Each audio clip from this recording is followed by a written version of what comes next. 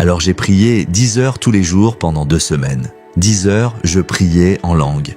10 heures par jour pendant 2 semaines. Parfois, c'était 12 heures, parfois 13, mais un minimum de 10 heures chaque jour. En arrivant là-bas, je suis arrivé 2 jours avant la réunion. J'ai prié pendant 16 heures. Le lendemain, j'ai prié 12 heures. Quand je suis entré dans la salle et qu'ils m'ont présenté, je suis allé au micro.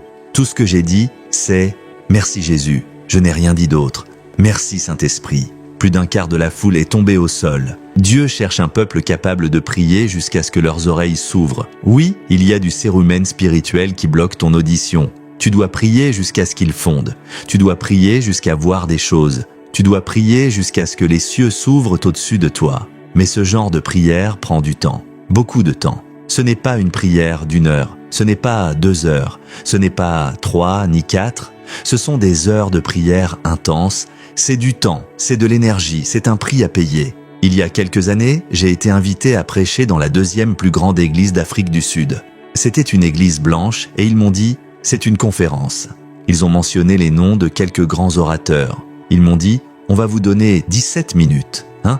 Je vais voyager du Nigeria pour l'Afrique du Sud juste pour 17 minutes, mais quand j'ai vu le calibre des ministres de Dieu du monde entier qui venaient à cette conférence, j'ai su que ce n'était pas une affaire de prêcher. Il fallait une démonstration de la puissance de Dieu. Je partais aussi recevoir. Alors j'ai prié 10 heures tous les jours pendant 2 semaines. 10 heures, je priais en langue. 10 heures par jour pendant 2 semaines. Parfois, c'était 12 heures, parfois 13, mais un minimum de 10 heures chaque jour. En arrivant là-bas, je suis arrivé 2 jours avant la réunion. J'ai prié pendant 16 heures. Le lendemain, j'ai prié 12 heures. Quand je suis entré dans la salle et qu'ils m'ont présenté, je suis allé au micro. Tout ce que j'ai dit, c'est « Merci Jésus ». Je n'ai rien dit d'autre. « Merci Saint-Esprit ». Plus d'un quart de la foule est tombé au sol. L'homme qui m'a donné le micro est tombé au sol. 2 des orateurs invités sont tombés au sol. C'était l'effervescence. Je n'ai pas dit « Que puis-je prêcher en 17 minutes ?» autre que la puissance et les fauteuils roulants.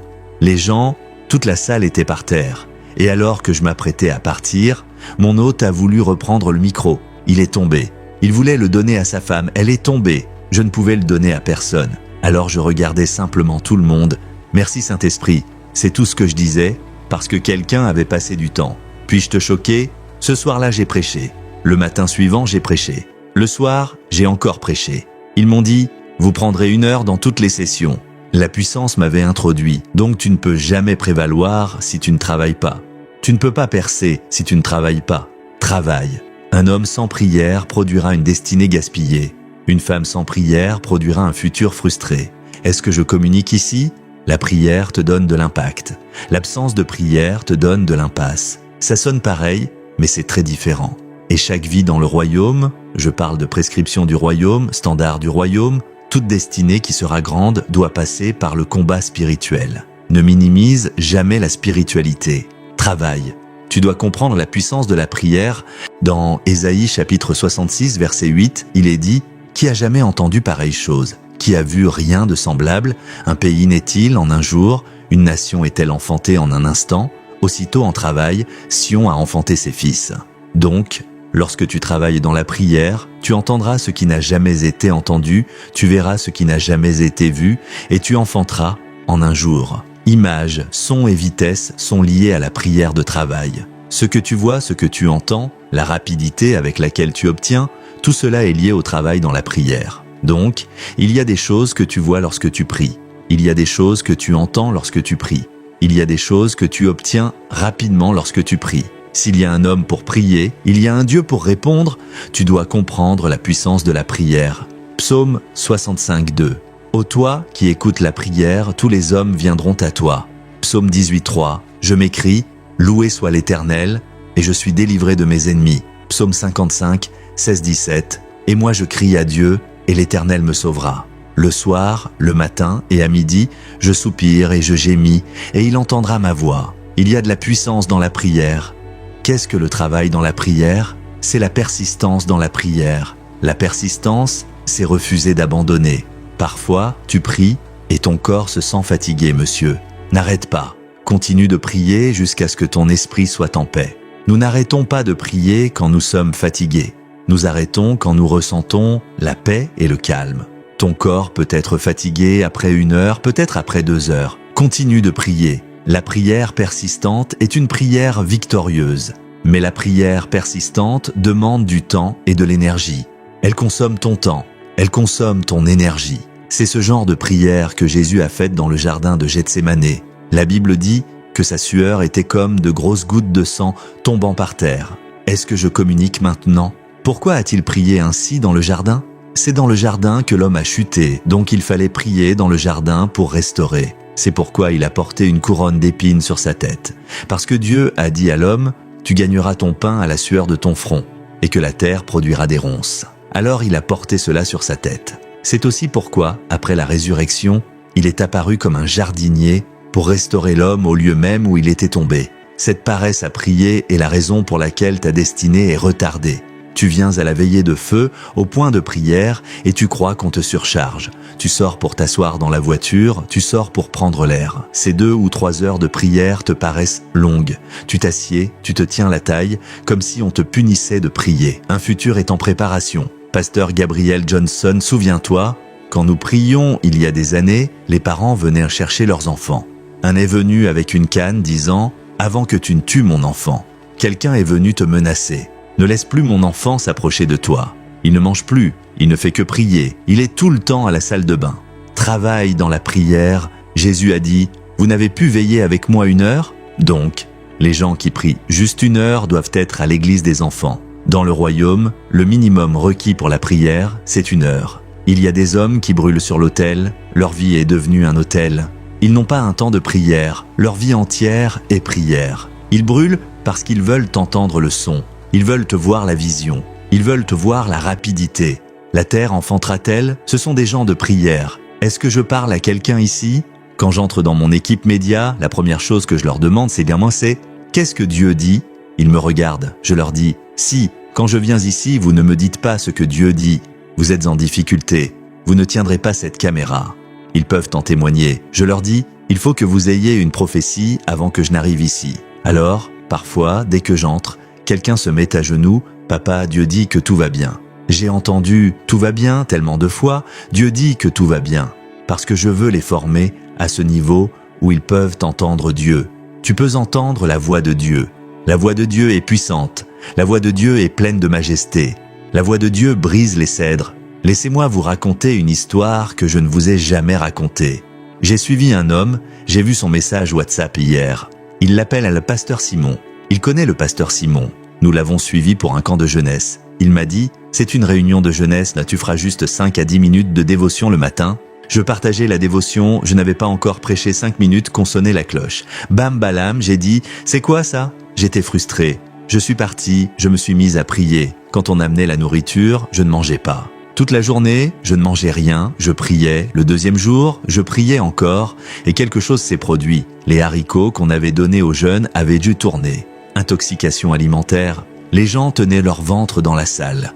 On m'a dit ce qui se passait. J'ai dit « Je peux prier pour eux, ils iront bien ». Il m'a dit « Tu n'es pas sérieux ?» J'ai dit « Je vais prier ». Il a dit « On les emmène à l'hôpital ». J'ai dit « Au cas où je ne serai pas là, laisse-moi aller prier pour eux ». Je suis allé, j'ai posé la main sur la première jeune fille.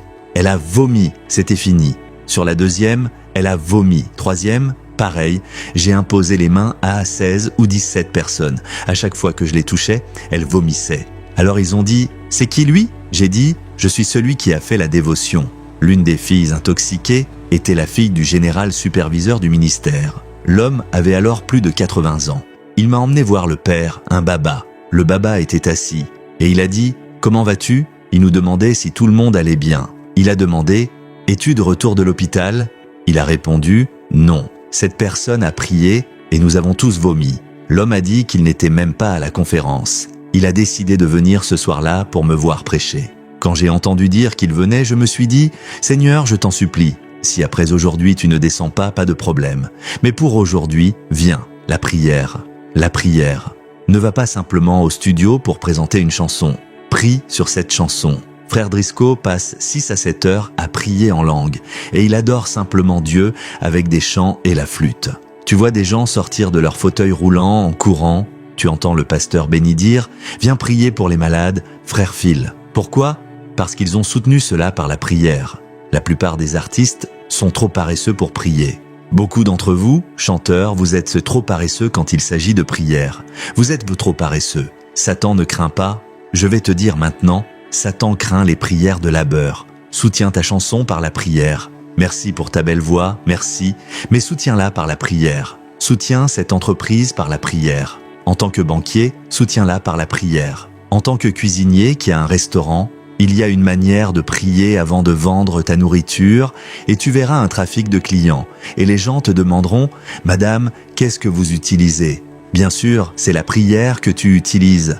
La prière de labeur est chronophage. Elle demande de la persévérance. La prière de labeur, tu ne peux pas la dissocier des veilles de nuit. Monsieur, engage-toi dans les veillées de prière. Que faisons-nous pendant les veilles de nuit ? La prière de la nuit est le meilleur moment pour prendre des décisions. Lorsqu'il y a des choses que tu veux faire et que tu ressens encore de la confusion, engage-toi dans des prières nocturnes. Dès que tu termines et que tu te reposes, paf, la lumière viendra. Tu veux faire ceci, tu veux faire cela, et tu es confus ? Prie de minuit à 3 heures, fais-le pendant 2 jours. Fais-le pendant 3 jours. Soit par la révélation de la nuit, soit par le rêve de la nuit, la direction viendra. Luc chapitre 6, verset 12. Jean chapitre 6 aussi. Si tu peux voir Luc 6, 12, « Et il arriva en ces jours-là qu'il monta sur la montagne pour prier, et il passa toute la nuit à prier Dieu. » Verset 13, « Et quand le jour parut, il appela ses disciples, et il en choisit 12, auxquels il donna aussi le nom d'apôtres. Il a choisi la nuit, il a prié la nuit, et a décidé le jour. Donc, la prière nocturne donne de la puissance aux décisions diurnes. Il y a des décisions que tu veux prendre, ne les prends pas tant que tu ne t'es pas engagé dans des veillées personnelles. Prends quelques jours pour chercher Dieu. Tu ne pourras pas te tromper. Ce serait toi en train de faire des hypothèses. Mais là, ce sont des plans délibérés du ciel, des intentions, des directives que tu découvriras à travers les prières nocturnes. Mais le problème que nous avons, c'est que les gens voient ce temps comme un temps de repos. Tu dois comprendre l'intercession. N'oublie pas que la prière de labeur est chronophage et persévérante. Elle implique les prières nocturnes. Elle implique le fardeau de l'intercession. Un homme qui vit pour lui-même a vécu en vain. Un homme qui vit pour les autres a vécu pour gagner. Un homme qui vit pour lui-même a vécu en vain. Un homme qui vit pour les autres a vécu pour gagner. L'intercession, c'est porter les fardeaux des autres. L'intercession, c'est entrer dans la pensée de Dieu concernant des sujets qui ne te concernent même pas. Tu entres dans la pensée de Dieu. L'intercession est la clé de la libération. La Bible dit dans Job 42:10, « Et l'Éternel rétablit Job dans son premier état, quand Job eut prié pour ses amis. » Pas pour lui-même, pour ses amis. Tout ce que tu veux que Dieu fasse pour toi, prie pour quelqu'un d'autre dans ce domaine. Numéro 2, pour que tu puisses percer, ne permets jamais que l'opinion des gens devienne ta conclusion. Ne permets jamais que l'opinion des gens devienne ta conclusion. Ne permets jamais. Cela doit sortir en premier. L'opinion des gens ne doit pas être ta réalité. Nous sommes dans une génération où les gens sont libres d'avoir une opinion. Quelle que soit l'opinion que les gens ont sur toi, elle devrait rester dans leur pensée. Ce sont tes actions qui peuvent la transformer en réalité. Puis-je répéter cela ? Quelle que soit l'opinion que les gens ont sur toi, elle devrait rester dans leur pensée. Ce sont tes actions qui peuvent la transformer en réalité. Ils disent donc que tu es ceci. Ne te comporte pas comme ce qu'ils disent pour que cela meure dans leur esprit. Quelqu'un te dit « Regarde-toi, tu vois à quel point tu es bête, tu es stupide, tu es inutile. » Et tu dis « Un mois ?» Et tu enlèves ta veste pour te battre. Il dira « Je n'ai pas dit ?» C'est un fou. Tu viens de faire sortir cette nature qui confirme son opinion sur toi. Ne vis jamais ta vie en fonction de l'opinion des gens. Le fait que les gens aient une opinion sur toi signifie que tu es meilleur qu'eux. Le fait que les gens aient une opinion sur toi prouve que tu es meilleur qu'eux. Ne te rabaisse pas au point de répondre à des opinions formées personnellement. Tu ne dois rien à personne. Tu ne dois aucune explication sur ta vie.